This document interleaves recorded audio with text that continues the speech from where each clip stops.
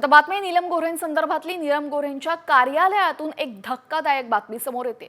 कारण नीलम गोऱ्हेंच्या माजी ओएसडीवर फसवणुकीचा गुन्हा दाखल करण्यात आलेला आहे। सरकारी नोकरीचा आमिष दाखवून या ओएसडीनं 9 लाख रुपये उकळल्याचा आरोप आहे। सचिन चिखलीकर आणि त्याच्या सहकाऱ्यांवर माहीम पोलीस स्टेशनमध्ये फसवणुकीचा गुन्हा दाखल करण्यात आला असून सचिनने एका निवृत्त पोलीस अधिकाऱ्याच्या मुलाला आधी मंत्रालयात आणि मग कृषी विभागात आणि त्यानंतर रेल्वेमध्ये नोकरी देण्याचं आमिष दाखवलं आणि 9 लाख रुपये उकळलेत। नीलम गोऱ्हेंनी याआधीच सचिनची पदावरनं हकालपट्टी केलेली आहे। आता बातमी नीलम गोऱ्हेंसंदर्भातली नीलम गोऱ्हेंच्या कार्यालयातून एक धक्कादायक बातमी समोर येते। कारण नीलम गोऱ्हेंच्या माजी ओएसडीवर फसवणुकीचा गुन्हा दाखल करण्यात आलेला आहे। सरकारी नोकरीचा आमिष दाखवून या ओएसडीनं 9 लाख रुपये उकळल्याचा आरोप आहे।